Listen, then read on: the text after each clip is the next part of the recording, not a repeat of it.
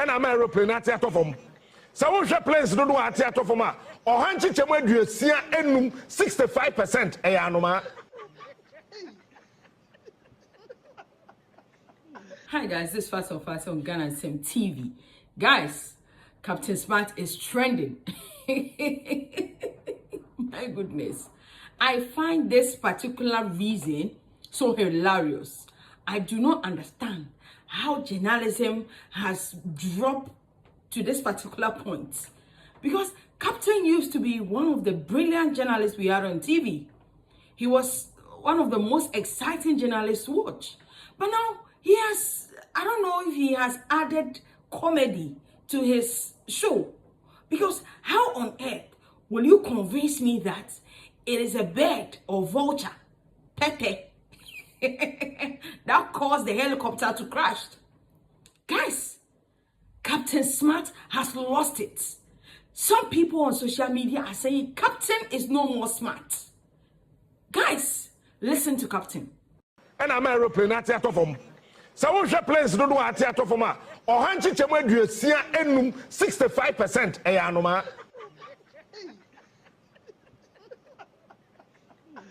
Modern aircraft, aeroplanes are by we are seeing now. The year and I bet for Yamresu, Nano. You see it to be yen such a way. Your friend the bird ingest, and to me, and for how we are and family. But Anoma, your friend the Pete, say anyone de minimum poor trust annual. Oh, mammy, Frewo, say Pete, or Frey. Anoma, your friend the Pete. Say, oh, aeroplane, engine, Nimua, Uboa, plane never from. If it's a Pete, Nimo do, a chair asrewa. Say, crow, I have friend a crow grand tree a day. A fancy friend a day. A conquayos a day. And crow, the tree, the name said, your friend. Yes, you be as soon as for a chance to dear a year. A friend quite a bit more. Quite a bit. And say, as soon as for a chance to dear, no, quite a bit aeroplane. The engine aeroplane never from. So, guys, a lot of people have been reacting to this particular assertion by Captain Smart.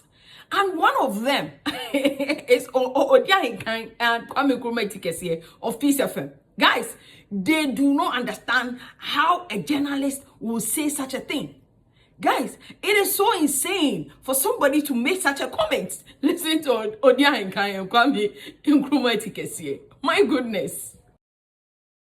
Sabia, a way a baye, plane crash a baye, and I can't want some. And I say, Mr. Journalist because it was a anoma.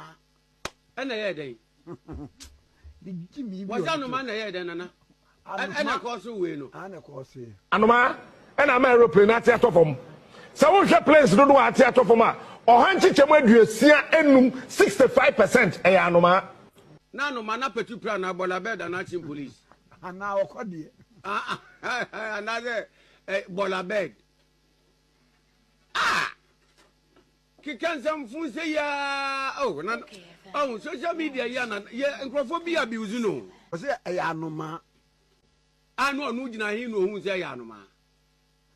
Not a helicopter, Bonframano, Obutu, Ritano. Or the Rutano so. Aye. A Giano no. And what tobacco so. And what to son will be bashing. Aye. And of course resident. Aye. And then and then we say one can I day. Ghana for other way may avoidable. Helicopter at Titoyi, then you can say we could have prevented it, but naturally, before your Baba catch us. Oh, as some BCD, we are Hoshia. Who told you that lie?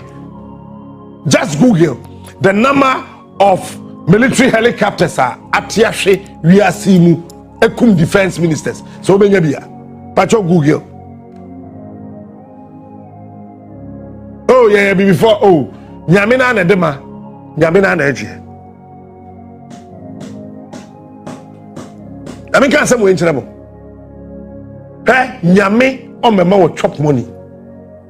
So when you make catch no, I am say we baby uniska. You see nyame ne hwenipa on hwobia. Amo bia ndada. Well, me a question be. Say bibi ti say obi e wo sa adwem pobone no a na e target president na e target wan ya.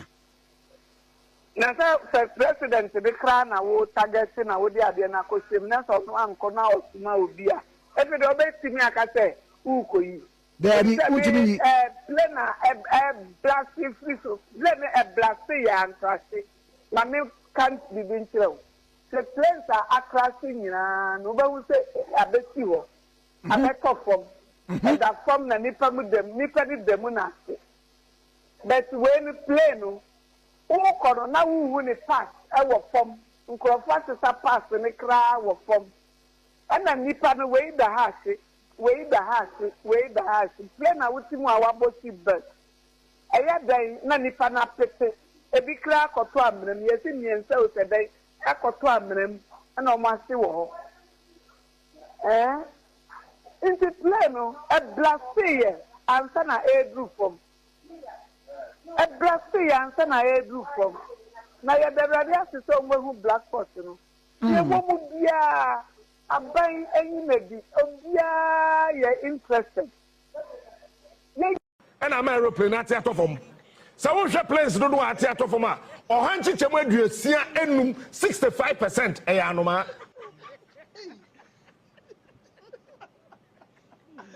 Modern aircraft, aeroplanes are by we are seeing nano, the yen abe for yamresu, a nano. You see it to be yen such a way, your friend the bird ingest, and to me, and for how we are and family.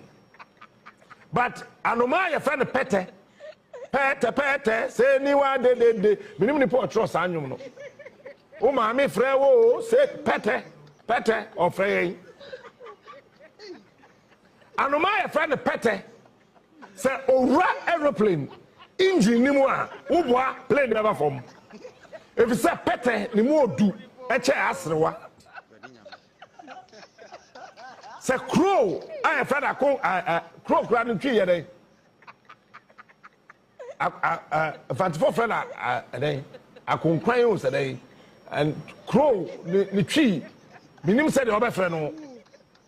Yes, you be as soon as for a chance to dear a year. A friend quite a bit more. Quite a bit. And say, as soon as for a chance to dear, no. Quite a bit aeroplane. The engine aeroplane. I find this particular reason so hilarious. I do not understand how journalism has dropped to this particular point. Because Captain used to be one of the brilliant journalists we had on TV. He was one of the most exciting journalists to watch. But now he has, I don't know if he has added comedy to his show. Because how on earth will you convince me that it is a bird or vulture, pete, that caused the helicopter to crash? Guys, Captain Smart has lost it. Some people on social media are saying Captain is no more smart.